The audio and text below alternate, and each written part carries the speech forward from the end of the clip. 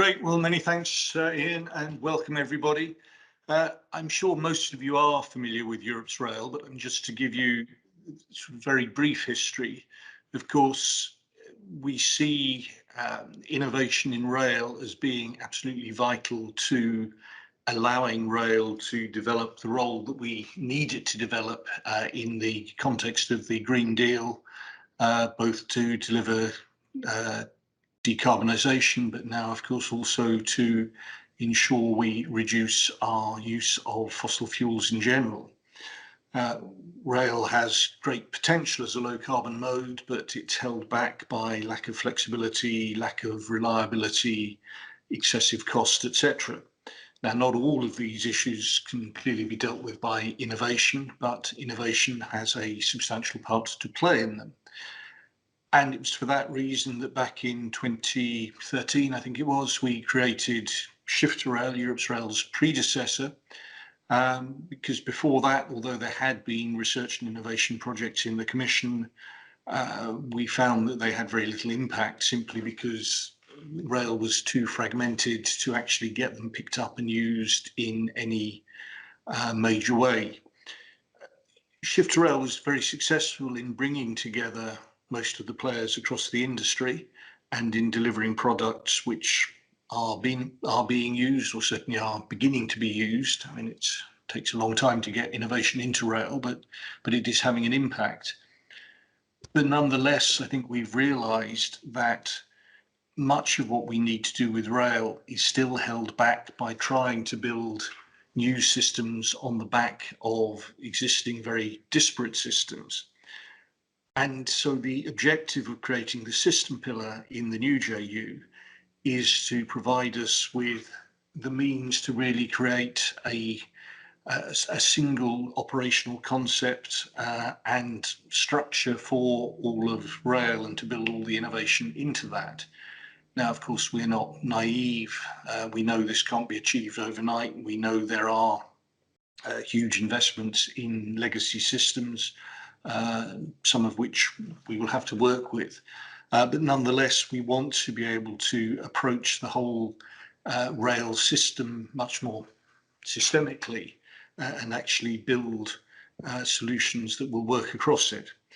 And this is vital, of course, for interoperability, though interoperability you can work around and deal with existing systems, but that always imposes cost.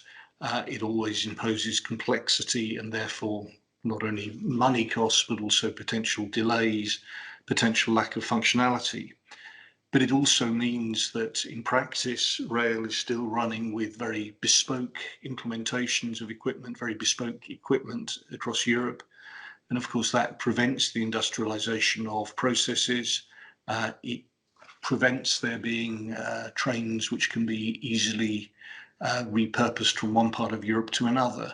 And therefore, the lack of harmonisation really is imposing costs that rail has and other modes, whether road or aviation, simply don't have. Now, the system pillar has a different governance structure to the rest of the JU. I mean, the JU, as I'm sure most of you know, brings together the Commission representing the Union with now a large number of players from both the manufacturers, but also the operating side of the rail industry. And that's great, and they're very important to us, but although they represent a large part of the rail industry, they don't represent all of it. And therefore, if we want to develop new systemic approaches to rail, we need a mechanism to ensure that ownership of those approaches is taken not just by the members of the JU, but by all of the rail community. And thus the governance system for the system pillar brings together the European associations representing the various stakeholders together with the Commission and the JU and the European Railway Agency. And that's very important to us because that then means we can develop with the members, but perhaps more importantly with the people who are replying to the tender that this morning's all about. We do the work with you to develop the approach to the system, but then it is reviewed with and endorsed by this broad sectoral level group. I should say it is still then, in the end, subject to our formal approval procedures within the Railway Agency and the Commission before it finally appears in the rail TSIs or perhaps goes to Sensenelec standards. But essentially, we're trying to ensure right from the get-go that what we develop here does have the acceptance of the full rail industry. And that is extremely important to getting the output of the JU used and delivered into the system very quickly. Now, as I say, we see the system pillar as being vital to the future of rail. I think it's particularly vital to ensuring the strong impact of the work in Europe's rail, because we've deliberately focused the work of Europe's rail on those elements of the railway system where there is complexity, where we need a European-wide approach. So this, of course, includes, to a large extent, areas around control systems. And you'll know that important aspects of the new JU cover traffic management, which we want to integrate into ERTMS, actually become the traffic management that the TMS stands for. But we also want to integrate ATO into that, and we want to ensure that the interlockings are properly aligned with the new approach. So all of those are elements that very much require system engineering, as will the use of some of the digital asset technologies being developed in the flagship area 3 of the JU. But so importantly is the work of the JU in relation to freight, an area where we need a systemic approach. As you know, an important part of that work will be the development of digital automatic couplings. And again, to make full use of the DAC, we need a paradigm shift in how freight is done. We need to try and arrive at a single operating concept, single operating rules, as we do also, in fact, in the RTMS in the future. So again, a very important role for system engineering there. And finally, also in our focus on the low-cost railway, where we want to be able to develop implementations of broadly the same technologies as used in the rest of rail, but in a way that is suitable for economic, for less trafficked railways, rural railways, or perhaps simplified suburban lines, etc. And again, of course, that needs to be reflected in the overall system architecture. So as I say, this is really the core of the new JU. It will have a different governance system, but of course the members will also continue to be extremely closely associated with it, because it's also vital to the implementation of the work that they are paying for. But very importantly, to enable us to do this work, we do need considerable expertise, high-level expertise in all aspects of system architecture. And of course, that is what this call is about. And it's choosing, hopefully, the best of you to work with us, delivering this important work, which we, of course, want to share with you today in the hope that we will get a strong response to the call. So many thanks for that. This is key to us, so we look forward to working with you. And I pass the floor to, I guess, Carlo now. Carlo. Thank you very much, Kia. Good morning to everyone. Thank you for being with us this morning. So first of all, a reminder of what Ian said at the beginning. The event is recorded, so if you don't want to be your image being recorded, please turn off your camera. And the second point, as Ian said, question and answer in the chat as much as you can do it. And if you have any question for which you want to have a legal certainty, I would say, especially in this case, please ensure that this is provided in writing to the info to the email box that is indicated in the paper of the call for tender themselves. Last important aspect, there is a deadline. If I'm not mistaken, 30th of May is the deadline. I see Isaac is correct, no? 30th of May, the deadline? At 3 o'clock.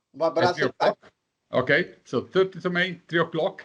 3 o'clock, 01, there is nothing you can submit. 3001 second is finished, okay? So you will not be allowed to submit anything after the deadline of 3 o'clock. So it's really important. So if you are late, you will not have a chance to submit. So the system will not allow you to do anything after the end of the act. So please be on time for this.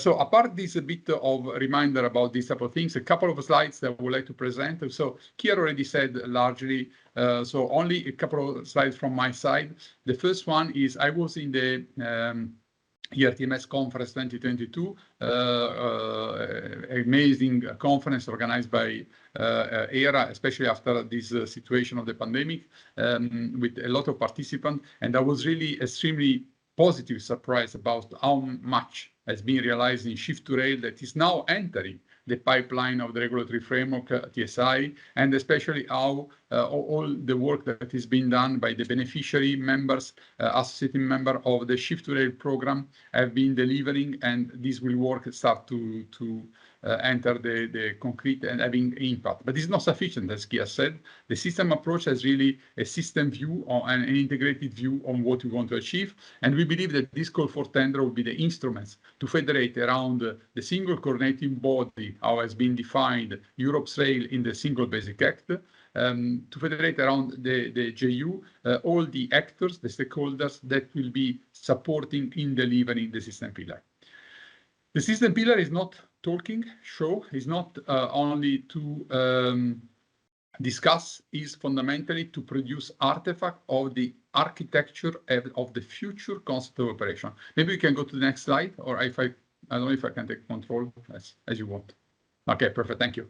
This slide I think you have seen already, but fundamentally the system pillar, the first block, has really these two first elements, operational concept and functional system architecture, that are the key elements of what we want to achieve in the system pillar and overall in the joint undertaking. What does it mean? It's meaning that in the development of the new technologies that will come up from the priority identified on the right-hand side in the innovation pillar, we need to ensure that we are combining them, underpinning them with the architecture. So how all these will fit together in order to have the system evolving in a coherent and consistent manner, okay, including clearly achieving modularity, not a piecemeal approach, a subsystem modular approach, and at the same time define a concept of operation that is the future concept of operation for which we want to have one way of operating the system.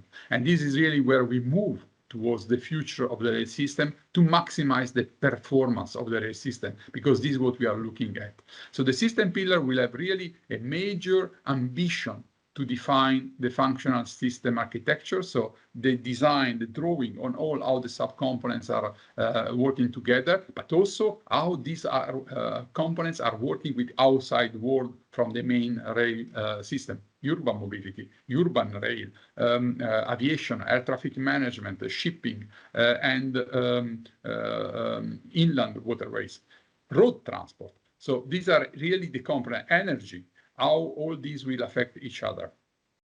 And finally, as Kier said, we want to achieve impact. We want to have a really strong impact. So we have a window opportunity between now and to have the first delivery of the innovation pillar by the end of 2026 to ensure that we start to prepare for their future deployment. And their future deployment should be consistent and coherent, and should be driven by the European approach in the deployment. Clearly, this means that the member states will need to work together in order to achieve such type of deployment. As Kira mentioned, starting with the DAC. DAC is one of the first key enabler that will help, and the digital component of the DAC is the big expectation that all the sector has on the change in rail freight. So the DAC is really one of the key first results we are looking at. But as Kia said, DAC is only an enabler, a piece of technology. We need to combine it with how we operate the system, how we operate the shunting yards, how we operate the overall rail freight, how we integrate in the logistic value chain. The system pillar has a major duty from this. And the call for tender we have just published, federating 70 experts for the work between 2022, after 2022, up to 2028. So up to the next programming period. Don't forget, it's not by chance 2028, because 2028 we expect that a multi-financial framework 2028-2035 will be able to secure future funding for this type of activities. And maybe also in the between, we will have some other additional funding coming from other funds. So this system pillar will have to work out the future concept of operations. And in the next slide,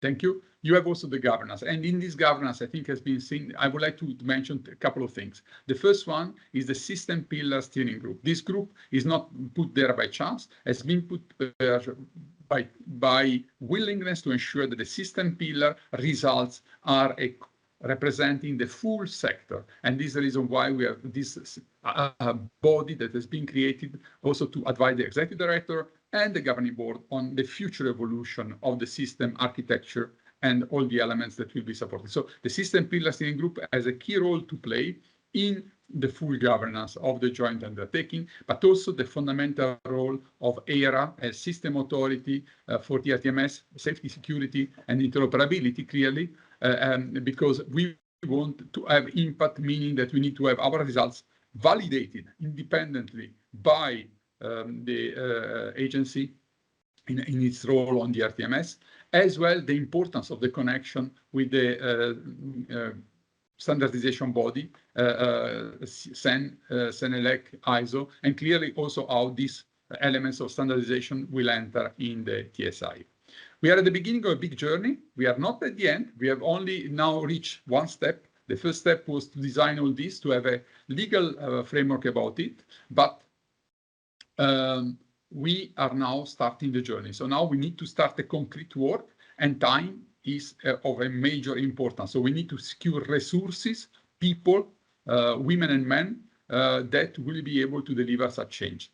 Now I give the floor, I think, to Ian. I see that I already started to have some exchanges in the chat, that he will present the call for tender. I will follow up as much as I can, because if I'm not in the office, I'm on mission. But in any case, happy to answer the question in case via chat later on, or later on with the formal mailbox. Thank you very much. Back to you, Ian. Thank you very much, Keir and Carlo. Just on the messages, we have a problem, I think, for at least one person on the slides, but given that I think most other people seem to be able to see them, no problem. I think, Michael, I confirm I can see them perfectly rolling in my computer from outside, so it should be fine. Okay. If we can, well, actually, I mean, I was gonna go straight into my presentation and batch all the Q&A to the end, but as we have a specific question on governance here, let's take it now. So it's, could you please elaborate on the work split between the program board and the steering group? Carlo, if you can. Yeah, thank you very much. Inside the governance of the JU, we have set up the System and Innovation Program Board that is a fundamental advisory body to the executive director, to advise the executive director on the full functioning of the organization, and is complementing clearly the role of the governing board. It consists of the member of the joint undertaking, and all the activity performed within the organization, so performed within the JU, would be coming from the system pillar, from the innovation pillar, will go through the program office to the different bodies of the joint undertaking, so the system pillar steering group, finally to the governing board for the final decision-making process, if there will be need for such, or so on and so on. So all the artifacts, all the results will go there. And I really count on the role of the System Innovation Program Board to support me in the overall supervision of the activity of the JUs, and ensure that we can provide the best and most professional input inside the decision-making process that will take place at the end in the governing board of the JU itself, via the system pillar, and with the correct checks and balances in place. So the System Innovation Program Board is really there to support the executive director in performing his duty, counting on the professional knowledge of the large part of the sector, because as you know, we have more or less 80 to 85% of the traffic in Europe represented by the infrastructure manager and the operators, large part of the supply industry, and important research community around the table. So with this type of competence, skill and competencies, clearly we can count on such professional knowledge that will help us to provide. The governance remain what has been defined in the Single Basic Act. Final decision-making body of the JU is the governing board. There is a specific role of the system pillar in taking decision in relation and opinion in relation to the, in particular, to the system pillar activity that will feed the governing board decision-making process at the end. So it's really a process in which we try to correct as much as we can and ensure that the decision-making process is prepared in a proper manner in order to accelerate the impact we want to achieve. Thank you.